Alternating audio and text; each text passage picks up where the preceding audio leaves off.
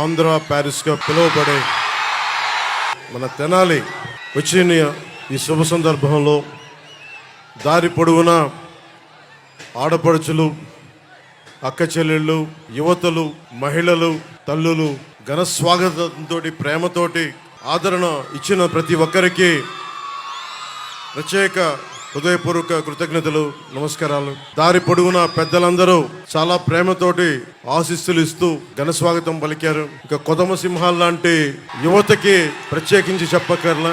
మబ్బుల్లో పిడుగులు పరిగెత్తితే ఎలా ఉంటుందో ఈరోజు తెనాలి యువత తాలూకు పరుగులకి పిడుగులు పరిగెత్తితే ఎలా ఉందో నాకు అలా అనిపించింది.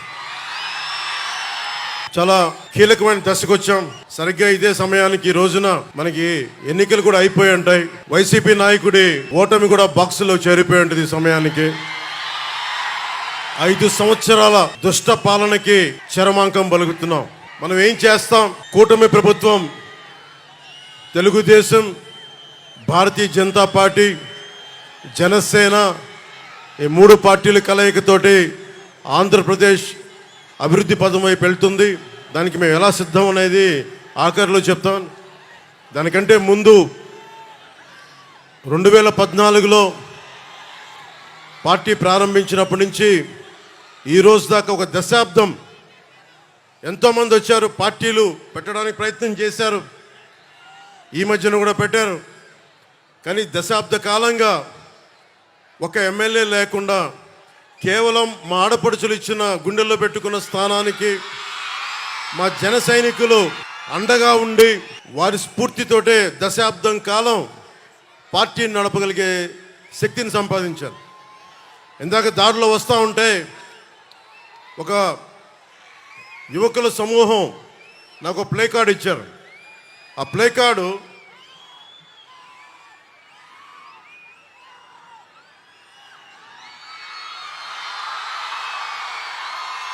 దీని అర్థం మోకాళ్ళ మీద కూర్చోంటే లొంగిపోవడం కంటే కూడా చచ్చిపోవడం మంచిదని. అంటే మహామహుల్ని నాకున్న కోపం, చిరాకు ఏంటంటే, అరే ఈ భారతదేశం అందరి ఈ రోజున బాబాసాహెబ్ అంబేద్కర్ పుట్టినరోజు. ఆయనకి జై భీమ్తో వందనాలు చెప్తా ఉన్నాను. అంటే ఆయన ఇచ్చిన స్ఫూర్తి కొన్ని వందలాది మంది రాజ్యాంగ నిపుణులు కూర్చొని రాజ్యాంగ సారథిగా మనకి రాజ్యాంగం ఇవ్వబడింది. ఇక్కడ రాచరికం లేదు, ప్రజలే ప్రభువులు, మనకే హక్కు ఉంది, మనకే అధికారం ఉంది. తప్పు చేసేవాడు రాజ్యాలు వెళ్తుంటే కిందకి పడదోసే హక్కు మనకు ఉంది. మనం వదిలేసుకున్నాం ఆ శక్తిని. నాకు ఏ కోరిక లేదు.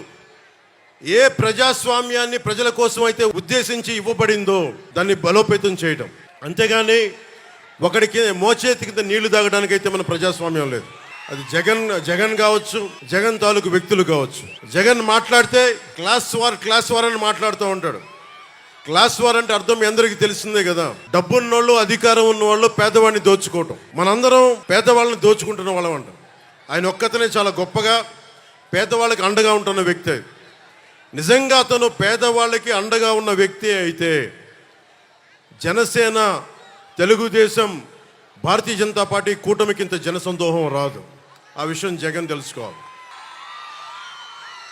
జగన్ వచ్చి రాగానే చేసింది 450 కోట్ల రూపాయలు మనకి సెస్ ఉంది, భవన నిర్మాణ కార్మికుల సంక్షేమ నిధి. 40 లక్షల మంది భవన నిర్మాణ కార్మికులు వారికి ఉపాధి లేకుండా చేశాడు. 40 మంది పైగా ఆత్మహత్యలు చేసుకుని ఉన్నారు.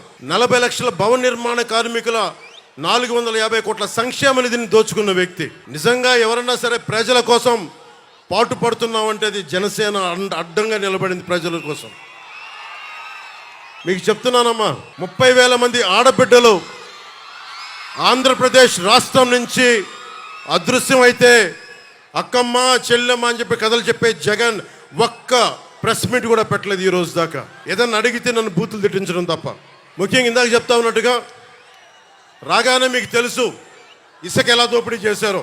మన కొల్లిపర్ల మండలం కొత్త బొమ్మవాని పాలెంలో అర్ధరాత్రి రైతుల పొలాల నుంచి ఇసుకను దోపిడీ చేసిన ప్రభుత్వం ఇది. అలాంటి రైతాంగాన్ని దోపిడీ చేసిన వ్యక్తి క్లాస్ వార్ గురించి మాట్లాడతాడు. మద్యపానాన్ని నిషేధిస్తానన్న వ్యక్తి, ఆడబిడ్డలకి అండగా ఉంటానన్న వ్యక్తి అతను సీఎం కాదు, సారా వ్యాపారి అయిపోయాడు. అతను సారా వ్యాపారి. 16 కంపెనీలు పెట్టి అందులో 3 కంపెనీలు తన సొంత మనుషులవే. అన్నీ వాళ్ళ ఫ్యాక్టరీల్లో కల్తీ మందులు కలిపి దానికి రకరకాల పేర్లు పెట్టి ఒక్కొక్కరు ఆరోగ్యాలు పాడైపోతూ ఉన్నాయి. మనం ఏమైపోయామంటే మనందరం కూడా ఒక అబద్ధపు ప్రపంచంలో బతకాలని నిర్ణయించుకుంటామని మనందరం. నేను మందు తాగమని ఎంకరేజ్ చేయను, వ్యసనాలకి పాల్గొనని ఎంకరేజ్ చేయను.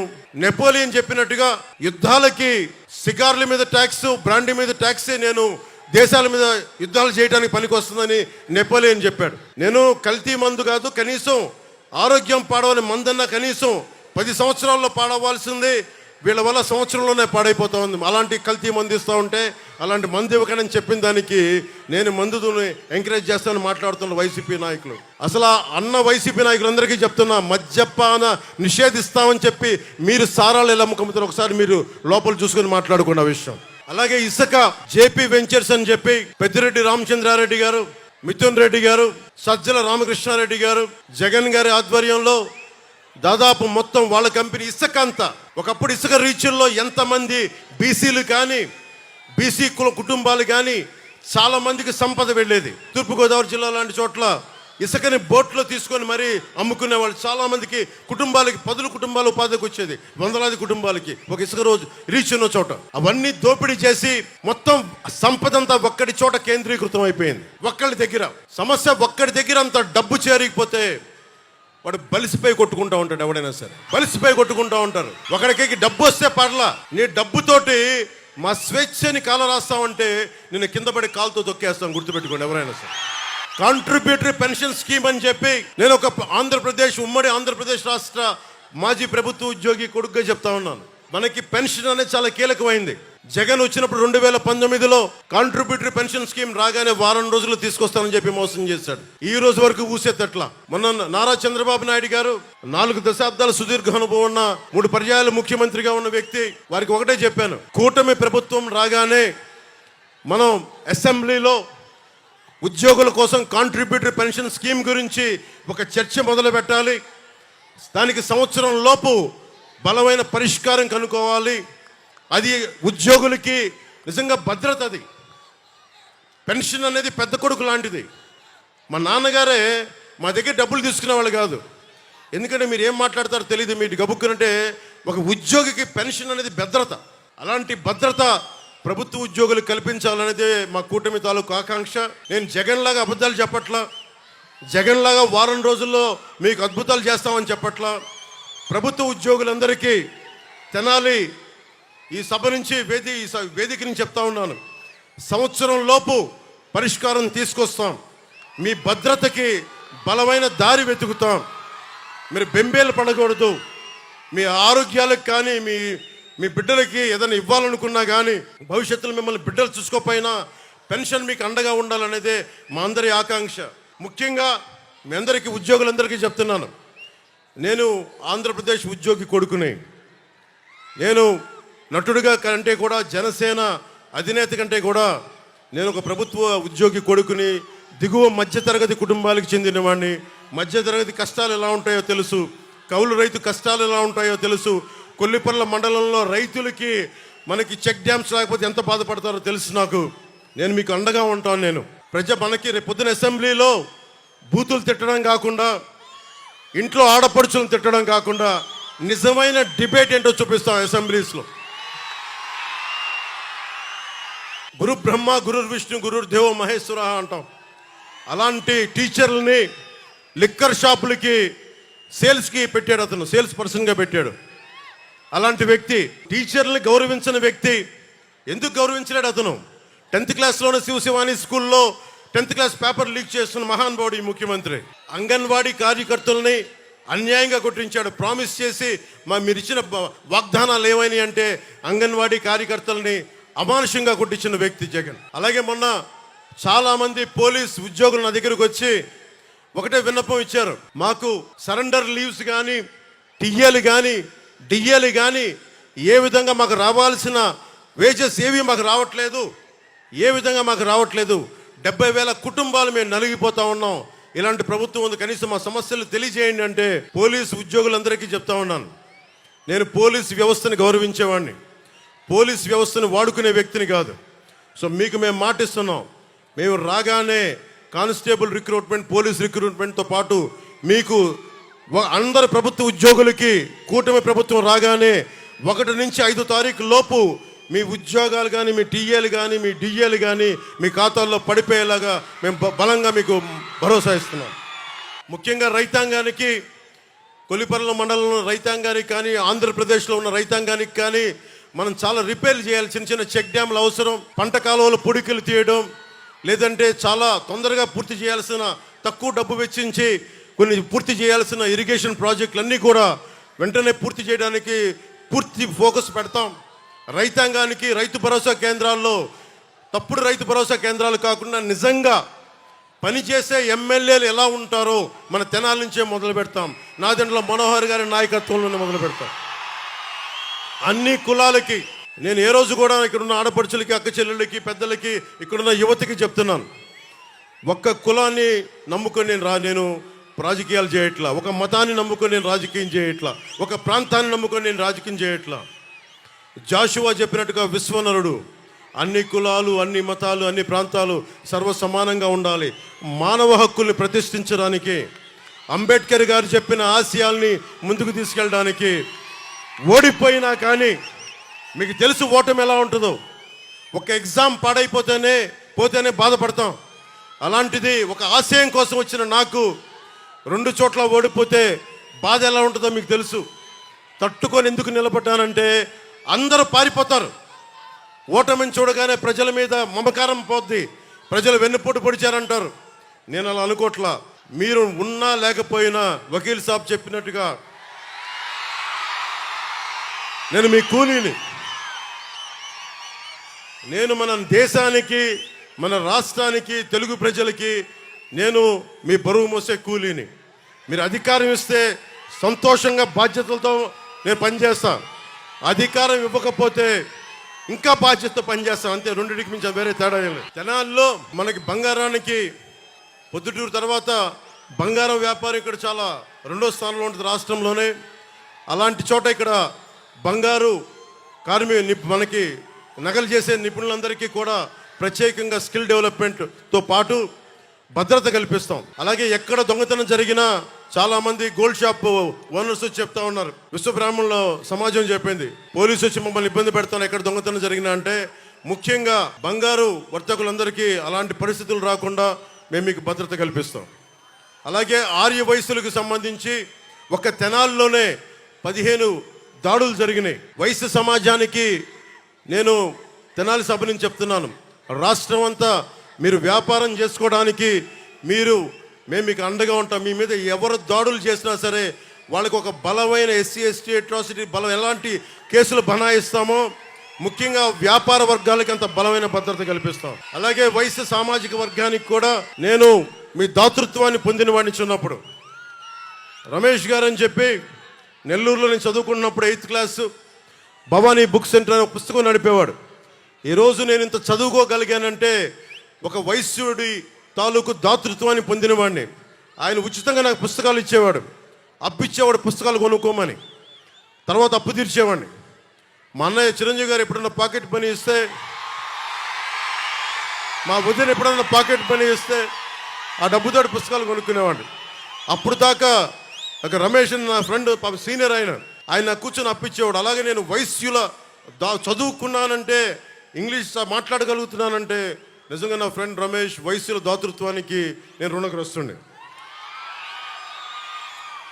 జగన్ చూడండి, ఈ రోజున మనకి ఆస్తులు, మనకి మనకి రైతుల పట్టా పుస్తకాల మీద కూడా మనకి చక్కని చెదరని చిరునవ్వుతోటి వైసీపీ నాయకుడు జగన్ ముఖం కనిపిస్తూ ఉంటుంది.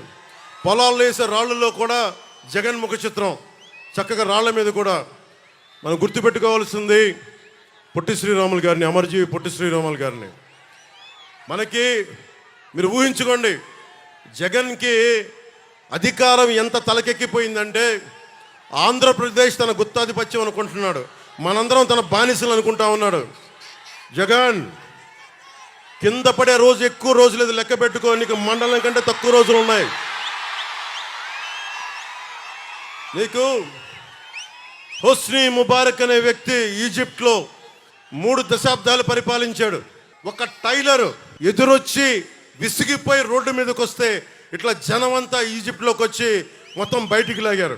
నాయకులు కదా అని చెప్పి అహంకారం తలకెక్కితే మన శ్రీలంకలో కూడా శ్రీలంక ప్రెసిడెంట్ ఇళ్లలోకి వెళ్ళి స్విమ్మింగ్ పూల్లో ఈతలు కొట్టారు ప్రజలందరూ.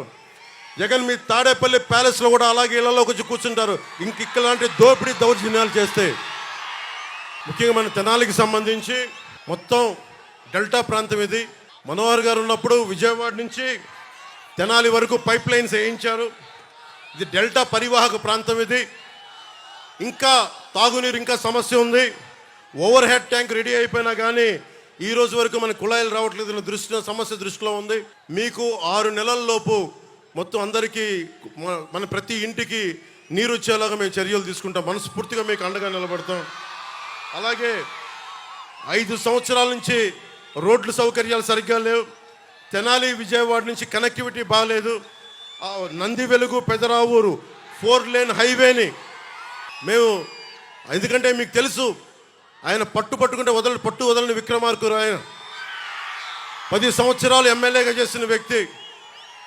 ఆయన నాయకత్వంలో నంది వెలుగు పెదరావూరు 4 లేన్ హైవేని చాలా తక్కువ కాలంలో పూర్తి చేస్తాం. అలాగే నిజంగా అమరావతి కనుక రాజధానికి అయిపోయింది ఇప్పటికి చాలా అద్భుతంగా ఉండేది. అమరావతి లేకపోవడం వల్ల మన అభివృద్ధి కూడా, మన తెనాలి అభివృద్ధి కూడా నోచుకోలేని పరిస్థితికి వచ్చింది. అమరావతిని రాజధాని చేస్తున్నామని మన అందరి వాగ్దానం మేము మాటిచ్చాం. దాంతోపాటు మన నంది వెలుగు పెదరావూరు 4 లేన్ హైవేని పూర్తి చేసి ప్రతి రోడ్లు జగన్ లాగా వదిలేయకుండా, అడ్డగోలుగా వదిలేయకుండా మేము రిపేర్లు చేస్తాం.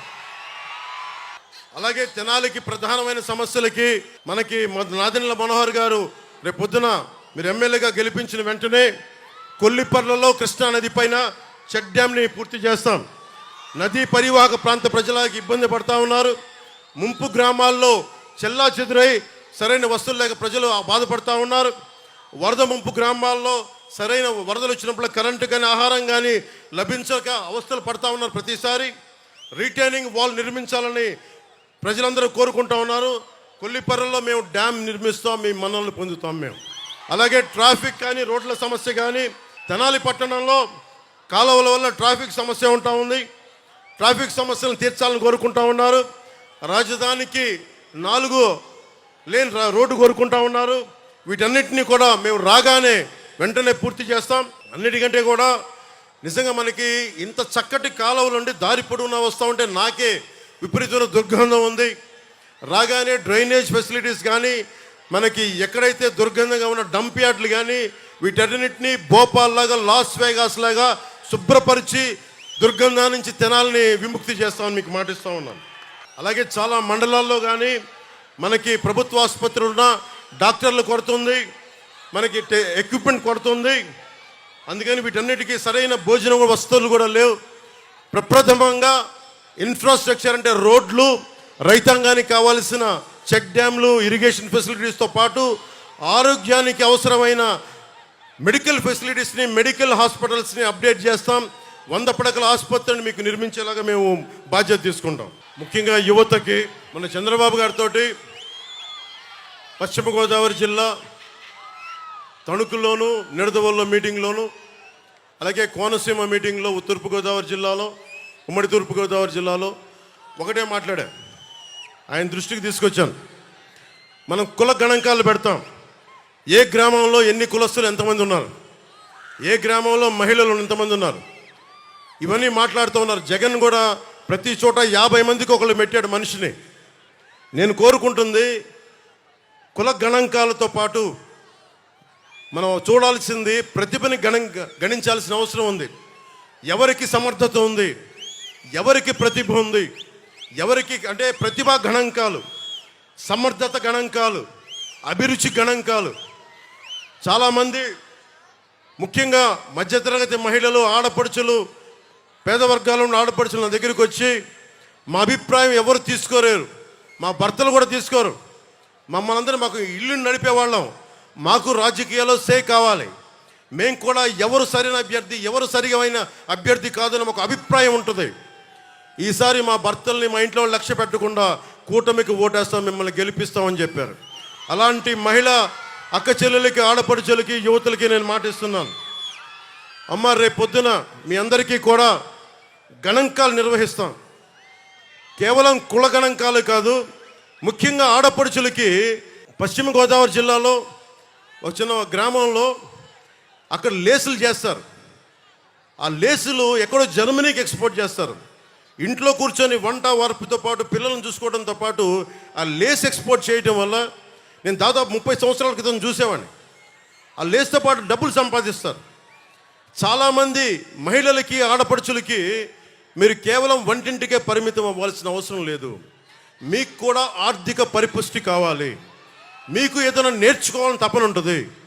బిడ్డలు ఒక వయసుకు వచ్చిన తర్వాత మేము ఖాళీగా ఉండకుండా మాకు కూడా ఏదన్నా పని కావాలి, మాకు కూడా డబ్బు సంపాదించాలి. నాకు మా అక్కలు చెప్తూ ఉంటారు, మా అమ్మ చెప్తూ ఉంటుంది, మా వదిన చెప్తూ ఉంటుంది. నేను అందుకని చెప్తున్నాను, ఆడబిడ్డలను అర్థం చేసుకునేవాడిని. నేను మీకు మాటిస్తున్నాను, మీరు ఏదన్నా ప్రతిభ నేర్చుకోవాలి, మీకు ఏదైనా ఒక స్కిల్ డెవలప్మెంట్ కావాలి, ఇంటికొచ్చి మీకు నేర్పించే విధంగా, ఇంటికొచ్చి వయోజన విద్య నేర్పించేలాగా, మీ కాలనీలో మీకు అందుబాటులో ఉండేలాగా స్కిల్ డెవలప్మెంట్ మేము చేసి పెడతామమ్మా. మేమందరం కూర్చోబెట్టి మీకు అండగా ఉంటాం. అలాగే మీ మీద ఒక్క రౌడీలు కానీ మిమ్మల్ని ఎవరు ఇబ్బంది పెట్టినా ఎస్సీ ఎస్టీ అట్రాసిటీ యాక్ట్ అంటే ఎంత భయపడతారో, మహిళల్ని ముట్టుకోవాలంటే అంత భయపడే బలమైన చట్టాలు తీసుకొస్తాం. ఉన్న చట్టాలని మరింత పటిష్టం చేస్తాం. ముఖ్యంగా యువతకి నేను మొన్న సభలో, కోనసీమ సభలో చెప్తా ఉన్నా. మొన్న మా అన్నయ్య చిరంజీవి గారు జనసేన పార్టీకి ఒక 5 కోట్ల రూపాయలు విరాళంగా ఇచ్చారు.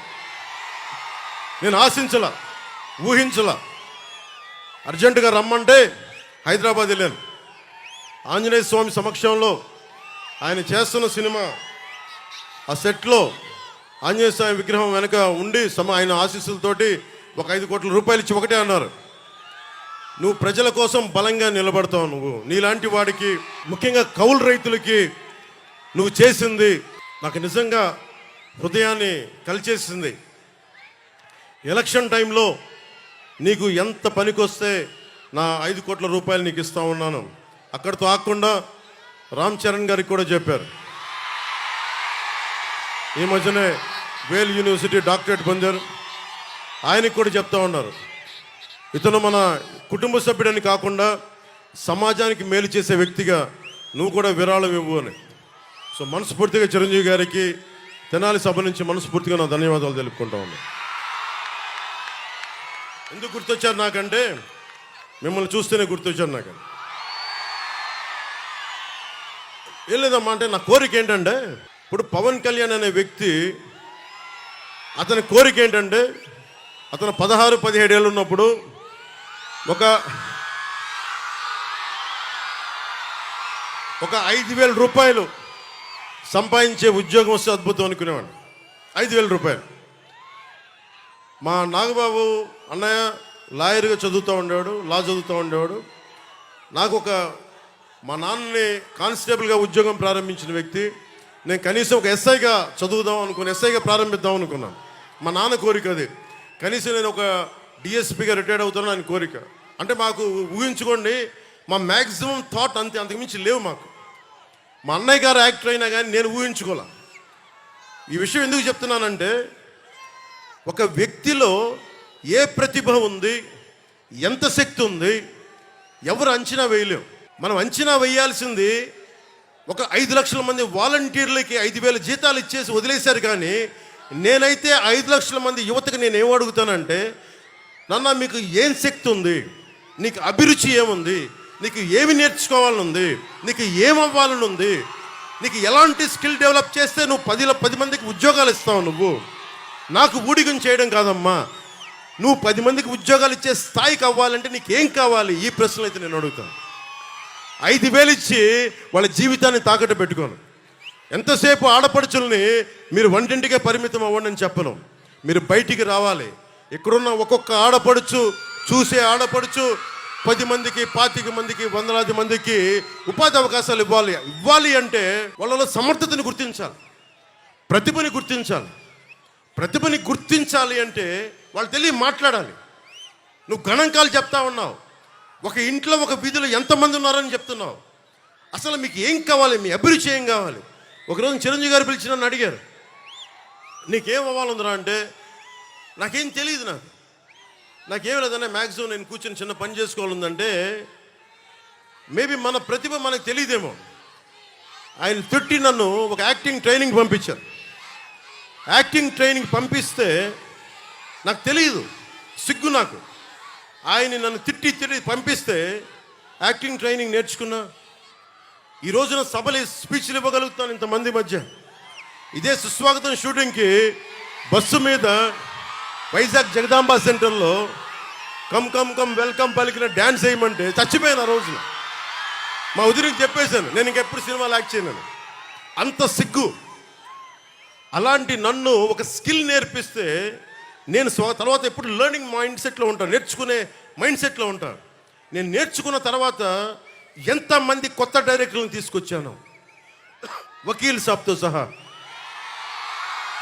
అంతకుముందు ఒక సినిమా చేశారు, కానీ కొత్త వాళ్ళతో పనిచేయడం ఎందుకు లేదంటే నేను నేర్చుకున్నవాడిని, తప్పులు చేస్తే సరిదిద్దగలవాడిని. అంటే ఒక్కడికి స్కిల్ డెవలప్మెంట్ నేర్పిస్తే, ఒక స్కిల్ నేర్పిస్తే ఆ వ్యక్తి ఇంత అభిమానం సంపాదించి 4 దశాబ్దాలు ఉన్న పార్టీ కూడా అండైపోయాడు ఆ వ్యక్తి.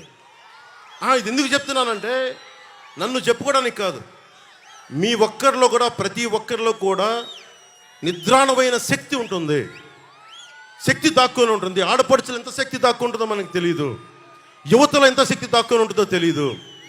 ఎవరు అబ్దుల్ కలాం అవుతారో, ఎవరు జగదీష్ చంద్రబోస్ అవుతారో ఎవరికెరుక. కేవలం డబ్బులు సంపాదనే కాదు, ప్రతిభ, ఒక దేశానికి పనికొచ్చే ఒక గొప్ప స్కిల్, ఒక ఇన్వెన్షన్ ఎంతమందిలో ఎవడున్నాడో. యువతరానికి ఏ సంపద విడిచిపెట్టాం మనం? శేషేంద్ర గారు చెప్పినట్టుగా యుద్ధము, రక్తము, కన్నీరు తప్ప, గాయాలు, బాధలు, వేదనలు తప్ప. ప్రధానమంత్రి గారికి ఒకటే చెప్పాను మనకి ఎన్డీఏ మీటింగ్లో, ఈ దేశానికి సంపద నిజమైన ఖనిజాలు, బంగారం, ఇనుము కాదు, కలల ఖనిజాలతో చేసిన యువతీ యువకులు. వాళ్ళు నిజంగా 2047కి జగన్ తన కుటుంబాల గురించి ఆలోచిస్తున్నాడు, భవిష్యత్తు గురించి ఆలోచిస్తున్నాడు. నేను నా కొడుకు గురించి ఆలోచించడానికి, నా బిడ్డల గురించి ఆలోచించడానికైతే నేను పాలిటిక్స్కి రాలా.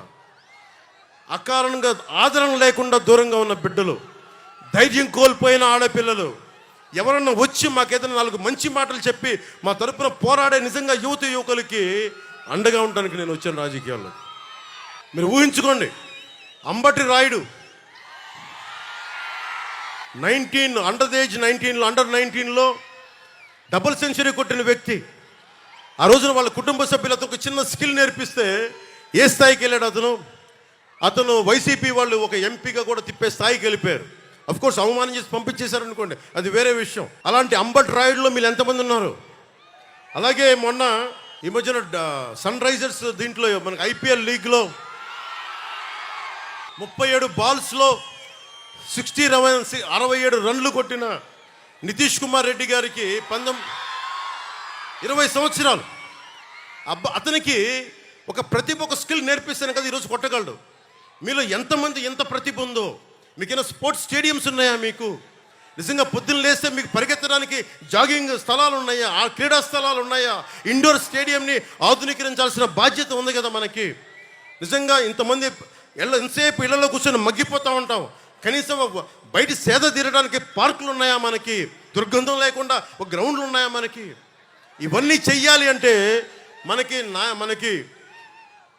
నాదెండ్ల మనోహర్ గారు కానీ, పెమ్మసాని చంద్రశేఖర్ కానీ, ఇలాంటి వ్యక్తులు, ప్రజాక్షేమాన్ని కోరుకున్న వ్యక్తులు నిజంగా అండగా ఉంటే తెనాలే కాదు, రాష్ట్రం అంతా బాగుపడిపోతుంది. రోజున అంబేద్కర్ జయంతి కాబట్టి ముఖ్యంగా ఒకటే చెప్తూ ఉంటారు, ఎస్సీ సామాజిక వర్గం ఎక్కువ శాతం వైసీపీకి వెళ్ళిపోతారు. అలాంటి ఎస్సీ సామాజిక వర్గానికి నేను అంబేద్కర్ గారిని గౌరవించే వ్యక్తిగా, జై భీమ్ స్ఫూర్తిని గుండెలో నింపుకున్న వ్యక్తిగా, ఎస్సీ సమాజానికి వైసీపీ చేసిన అన్యాయం చెప్తా ఉన్నాను. ఎడ్యుకేట్, యాజిటేట్, ఆర్గనైజ్ అని అంబేద్కర్ చెప్తే, అలాంటి దళితులకి విద్యనందించే పథకాలని 23 పథకాలని జగన్ తీసేశారు. 4163 కోట్ల రూపాయలు ఎలొకేట్ చేస్తే వాటిని డైవర్ట్ చేసేసాడు.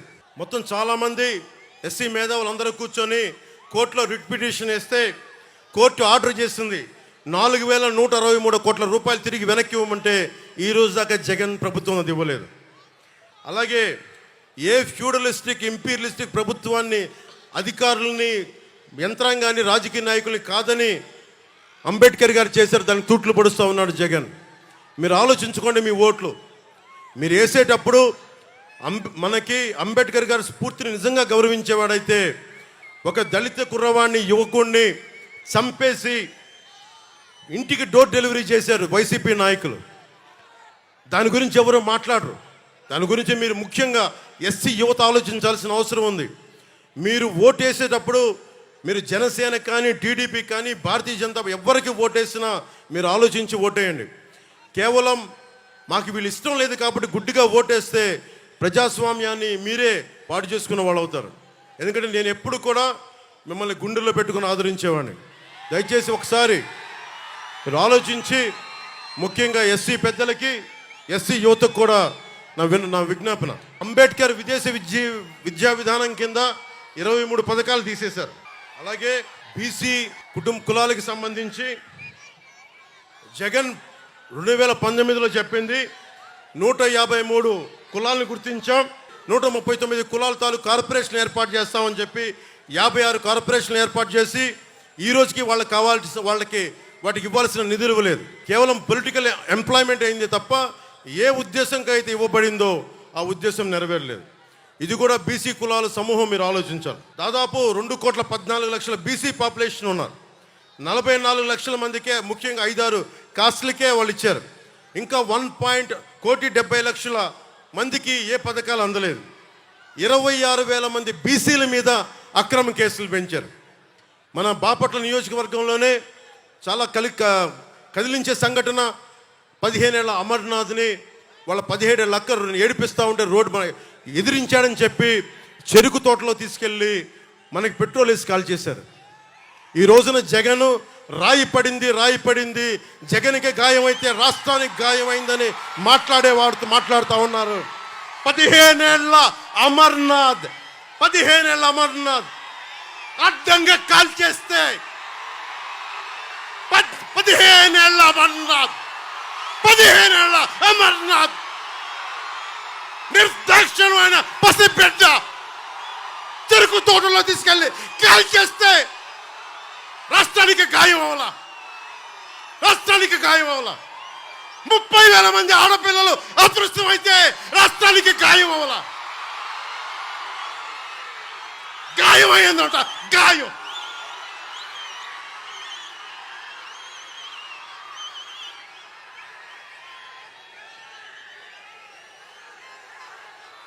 %34 ఉన్న బీసీల రిజర్వేషన్లని 24% తగ్గించి 16,000 మంది బీసీ నాయకులు మనకి అన్ని స్థాయిల్లో అవకాశాలు కోల్పోయారు. నేను 8 మందికి ఎంపీలకు ఇచ్చాను, ఇంతమందికి బీసీలకు ఇచ్చాను. కానీ జగన్ చేసిన ద్రోహం, అంబేద్కర్ స్ఫూర్తిని విఘాతం కలిగించింది. 16,000 మంది బీసీలకి నువ్వు 34 నుంచి 24% తగ్గించి బీసీలని అధికారం దూరం చేసావు. అది మర్చిపోకండి. పొద్దున్న చూస్తా ఉన్నా, నిన్న వైఎస్ జగన్కి రాళ్ళు ఇసిరారంటే ఎవరో. అదేంటి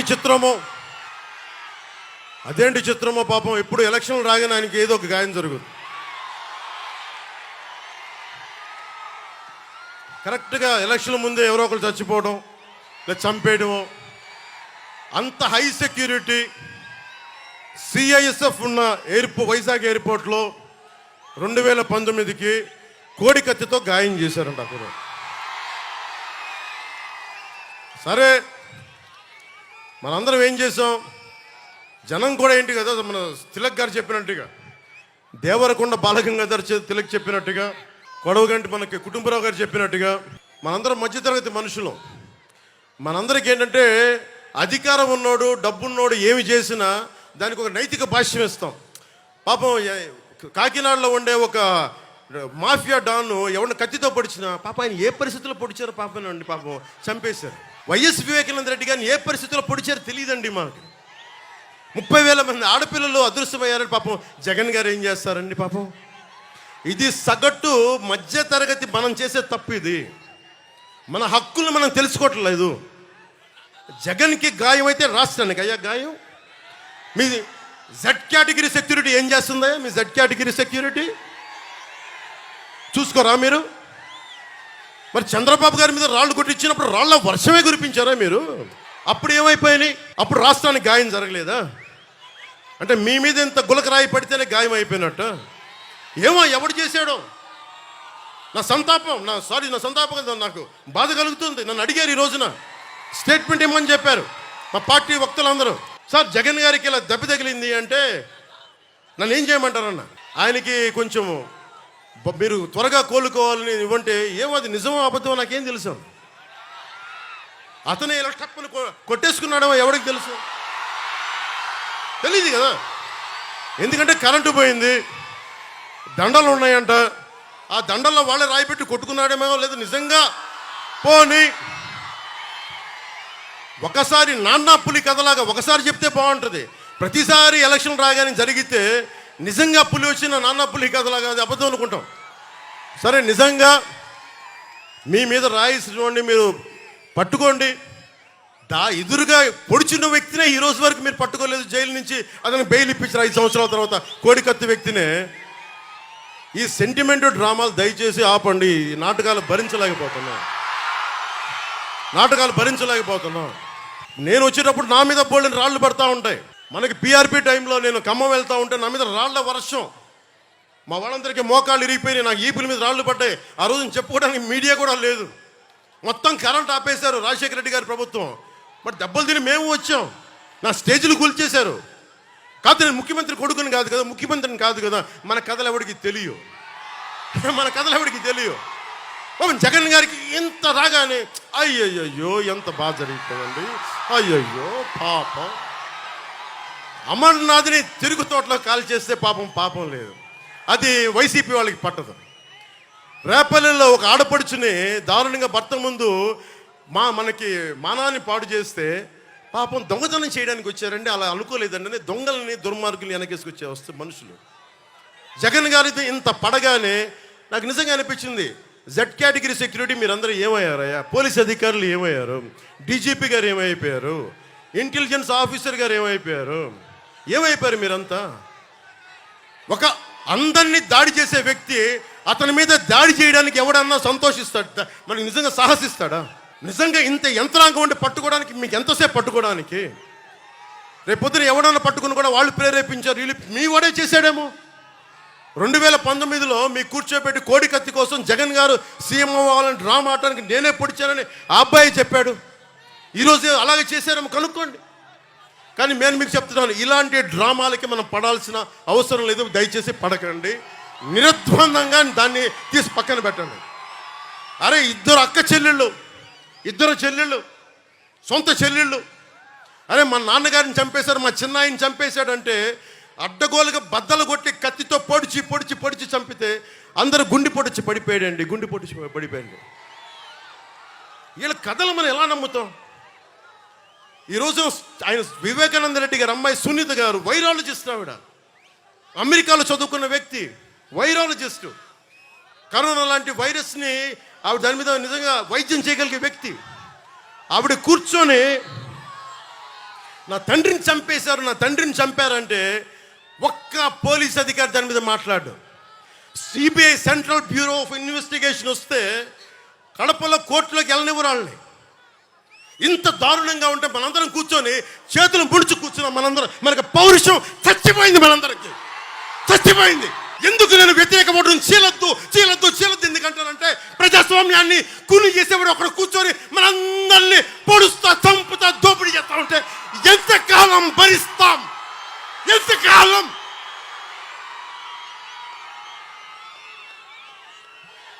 సుగాలి ప్రీతి 14 ఏళ్ల బిడ్డని స్కూల్కి వెళ్తే 10 మందిని నాశనం చేస్తే దాన్ని పట్టించుకోడు ఎవడు. జగన్మోహన్కి బొక్క పడితే, చిన్న గులకరాయి పడితే రాష్ట్రం అంతా ఊగిపోద్ది.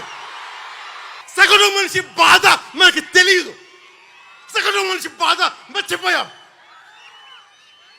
నిజంగా నాకు ఆవేదన ఉంది, ఏడుపు వస్తుంది. తప్పు జగన్మోహన్ రెడ్డి కాదు, మనదే. మనకు పౌరుషం చచ్చిపోయింది. ఇందాక తెనాలి చెప్పినట్టుగా దాస్యం చేసే కంటే కూడా చచ్చిపోవడం మేలు. దాస్యాన్ని ఆపేద్దాం. I don't want to be politically right. I don't want to be diplomatically right. I don't want to be convenient. I want be right.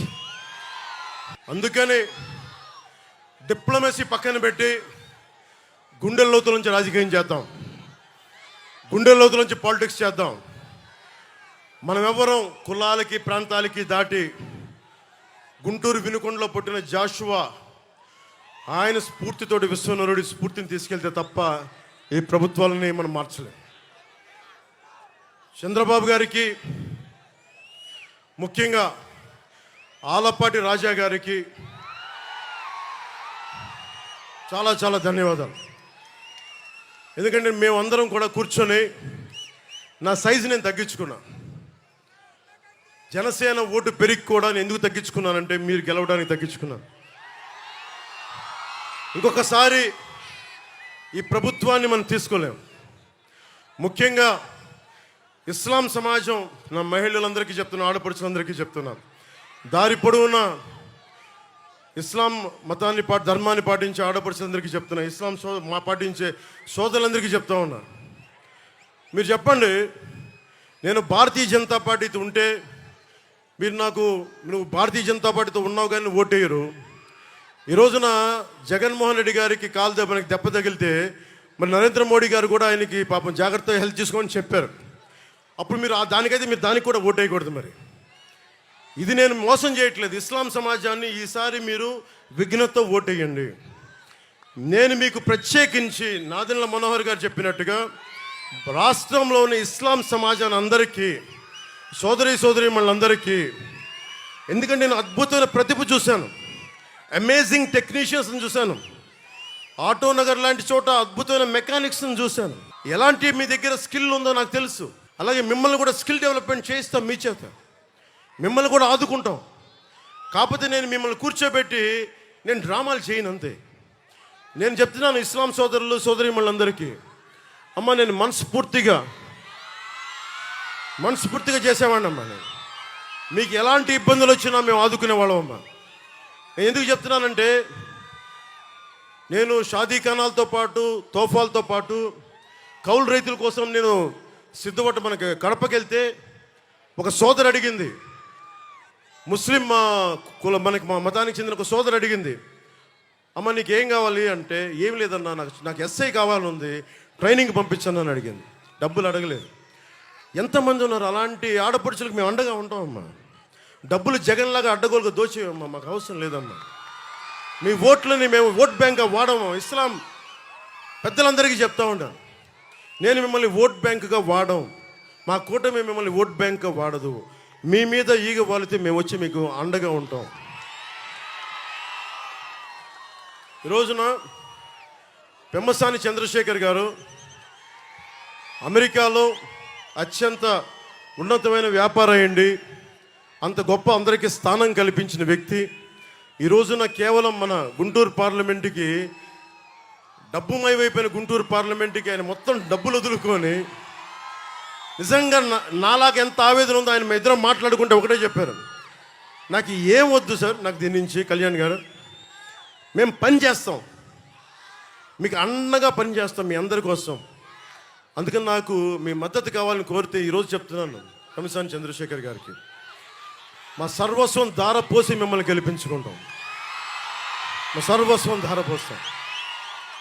మనకి ఏమి కావాలన్నా కేంద్రపరమైన మనకి అవసరాలు ఏదున్నా సరే, రేపు పొద్దున్న చదువుకున్నవాడు, జ్ఞానం ఉన్న వ్యక్తి, ఐశ్వర్యాన్ని హ్యాండిల్ చేయగలిగే వ్యక్తి, అడ్డగోలుగా దోచే వ్యక్తి కాదు, ఉన్న సంపాదనని పెట్టే వ్యక్తి. అలాంటి వాళ్ళు మనకి ఎంపీగా అయితే ఎంత అద్భుతంగా ఉంటుందో చూడండి. అలాగే తెనాలి అభివృద్ధికి నాదెండ్ల మనోహర్ గారి కృషి ఒకసారి మీ అందరికీ తెలియజేస్తాను. రాజకీయ నేపథ్యం నుంచి వచ్చిన కుటుంబం నుంచి వచ్చిన వ్యక్తి, ఉమ్మడి రాష్ట్రంలో శాసనసభ డిప్యూటీ స్పీకర్గా పనిచేసిన అనుభవజ్ఞులు, తెనాలి నియోజకవర్గమైన సమస్యలపైన సంపూర్ణమైన అవగాహన ఉన్న వ్యక్తి. 2004 నుండి 2014 వరకు సంపూర్ణంగా 10 ఏళ్ళుగా ఆయన అభివృద్ధి పథకాలు చేశారు.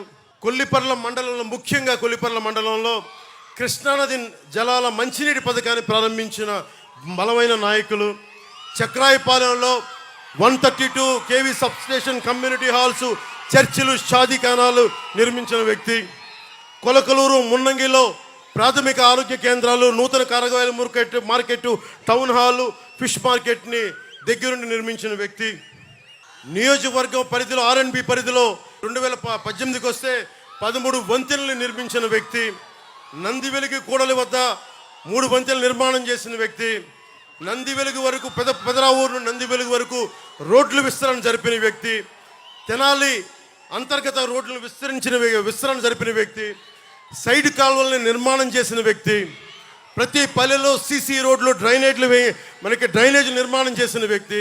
ఆయన గురించి మీకు తెలుసు, కేవలం పొలిటికల్ లీడరే కాదు, నెంబర్ 3 టెన్నిస్ ప్లేయర్, జాతీయ స్థాయిలో టెన్నిస్ ప్లేయర్ 80sలో. అందుకనే ఆయన ఓపెన్ ఎయిర్ ఆడిటోరియంని ప్రోత్సహించారు, కళాక్షేత్రాన్ని నిర్మాణం చేశారు, యువ క్రీడాకారులను ప్రోత్సహించడానికి ఇండోర్ స్టేడియంని ఆధునీకరించారు, జగడగంట పాలెంలో సెంట్రల్ స్కూల్ని ఏర్పాటు చేయడానికి చొరవ తీసుకున్నారు, పేదల కోసం 40 ఎకరాల భూమిని సేకరించి ఇళ్ల నిర్మాణం పూర్తి చేసిన బలమైన నాయకులైన, అర్హులైన అందరికీ అధికారులు కాదనుకొని కూర్చుని రేషన్ కార్డులు, పెన్షన్లు, దీపం పథకం కింద గ్యాస్ బండ కానీ, ఇందిరమ్మ ఇళ్ళు కానీ, అన్నదాతల కోసం సబ్సిడీపై వ్యవసాయ పరికరాల పంపిణీ కానీ, రైతు బంధు ద్వారా వడ్డీ లేని రుణాలు కానీ, డ్వాక్రా మహిళలకి పావలా వడ్డీకే రుణాలు, బ్యాంకు రుణాలు అందేలా తెనాలి ఎమ్మెల్యేగా కృషి చేసిన బలమైన నాయకుడు. ఈ రోజున అలాంటి వ్యక్తి జనసేన పార్టీకి, నాకు వెనుకగా ఉన్న వ్యక్తికి మనస్ఫూర్తిగా మీ అందరి తరపున ధన్యవాదాలు తెలుపుకుంటూ భారీ మెజారిటీతోటి గెలిపించవలసిందిగా కోరుకుంటా ఉన్నాను. మనస్ఫూర్తిగా మీ అందరికీ ప్రత్యేక ధన్యవాదాలు తెలుపుకుంటూ, మీరు ఊహించుకోండి, అసెంబ్లీలో పోలవరం నిర్మాణం చేయమంటే పోలవరం నిర్మాణం పూర్తయిందా లేదంటే ఒక మంత్రి, జలశాఖ మంత్రి కూర్చోబెట్టి అబ్బనీతి నీ దబ్బా ఎంత కమ్మగా ఉందిరా అబ్బా అని చెప్పి ఇలాంటి పాటలకి డ్యాన్స్ చేసే వ్యక్తి జలశక్తి మంత్రి ఎందుకు? చిన్నప్పుడే కనుక అతని తల్లిదండ్రులు అతని డ్యాన్స్ ప్రతిభని గుర్తించి సినిమాలో పంపించుంటే మనకు ఒక పీడ తగ్గుండేది. అందుకని మీరు ఊహించుకోండి, బూతులు తిట్టే కాకుండా ఒక నాదెండ్ల మనోహర్ గారు మనకి ఒక 175 మందిలో ఆల్మోస్ట్ అందరూ కూటమి నుంచి ప్రత్యేకంగా ఎన్నికైన రాష్ట్ర ప్రయోజనం కోసం ఏర్పడే ఎమ్మెల్యేల సమూహం ఉంటే మీరు ఒకసారి డిబేట్ ఆలోచించండి. బూతులు తిట్టుకోవటం, చంద్రబాబు గారి సతీమణిని తోలునాడకుండా కాకుండా నిజంగా మనకి రోడ్లు విస్తరించలేదు, కొల్లిపర్ల మండలంలో చెక్ డ్యామ్లు ఎందుకు చేయలేదు, 30,000 మంది ఆడబిడ్డలు ఎందుకు అదృశ్యం అయిపోయారు, యువతకి ఎలాంటి శిక్షణ కార్యక్రమాలు ఇవ్వాలి, ఇలాంటి డిబేట్స్ చేసే సభలు నేను కోరుకుంటా ఉన్నాను. అసెంబ్లీని పంపించాలి అంటే బాధ్యత రాష్ట్ర ప్రజలు ప్రతి ఒక్కరిపైన ఉంది. నేను దశాబ్దం అందరి చేత తింటించుకుంటూ నేను ఇక్కడున్నా, అందరినీ కాదని వచ్చాను. ఈసారి ఒకటే కోరుకుంటా ఉన్నా, మా తెలుగుదేశం, జనసేన, భారతీయ జనతా పార్టీ నాయకులు కూటమిని మీరు గెలిపించండి. వచ్చి రాగానే చంద్రబాబు గారు చెప్పినట్టుగా మెగా డిఎస్సి నోటిఫికేషన్ ఇచ్చి ఉద్యోగాలు భర్తీ చేస్తాం. అలాగే దాదాపు అన్ని పథకాల గురించి ప్రత్యేకించి వివరిస్తారు, మీకు అందరూ మా నాయకులందరూ వివరిస్తారు. నేను మీకు ఒకటే చెప్తున్నా, నేను మీ ఇంట్లో వాడిని, బయట వాడిని కాదు. నా కులం లేదు, మతం లేదు, ప్రాంతం లేదు. నా సాటి మనిషి కోసం కష్టపడేవాడిని. నేను మీ ఇంట్లో బిడ్డని, మీ సోదరుణ్ణి, మీ ఇంట్లో వాడిని, మీ స్నేహితుడిని. మీరు నన్ను నమ్మి కూటమిని గెలిపించండి, ప్రాణాలు దారబోసేస్తాను మీకోసం. 10 సంవత్సరాలు ఏ పదవి లేకుండా కేవలం తిట్లుని, బూతుల్ని తింటూ గడిపాను. ఒక్కసారికి చిన్నపాటి విజయం చూపించండి. జనసేన, పవన్ కళ్యాణ్, తెలుగుదేశం, భారతీయ జనతా, బీజేపీ కూటమి ఎలా పనిచేస్తూ ఒకసారి రుచి చూడండి. బూతుల వైసీపీ, దోపిడీ వైసీపీ కాకుండా నిర్మాణాత్మకంగా ఉండే కూటమి ఎలా పనిచేస్తూ మీకు అండగా ఉంటుందని తెలియజేసుకుంటూ, దారి పొడుగుతా రాష్ట్రం నుంచి నలుమూలల నుంచి అండగా ఉన్న తెలుగుదేశం కార్యకర్తలకి, తెలుగుదేశం నాయకులకి, తెలుగు మహిళలకి ప్రత్యేకించిన ధన్యవాదాలు తెలుపుకుంటూ, ఆలపాటి రాజా గారు ఆ రోజు ప్రధానమంత్రి గారు వస్తే నాకు స్వాగతం పలికారు. ఈరోజు వారు లేకపోయినా వారి పార్టీకి సంబంధించిన కార్యక్రమాలు బిజీగా ఉన్నారు కాబట్టి ముఖ్యంగా ఆలపాటి రాజా గారి సన్నిహితులకి, కార్యకర్తలకి, వారి నాయకులకి, వారి కుటుంబ సభ్యులకి చేతులెత్తి ఈ తెనాలి సభ వేదిక నుంచి మనస్ఫూర్తిగా మీకు కృతజ్ఞతలు చెప్పుకుంటాం.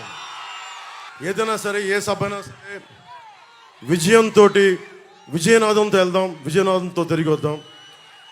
తెలుగుదేశానికి జయం జయం, భారతీయ జనతా పార్టీకి జయం జయం, జనసేనకి జయం జయం, ప్రజలందరికీ, ఆడపడుచులందరికీ, యువతకి, పెద్దలకి అందరికీ దిగ్విజయం కలగాలని ఆశిస్తూ hello AP, hello AP, hello AP,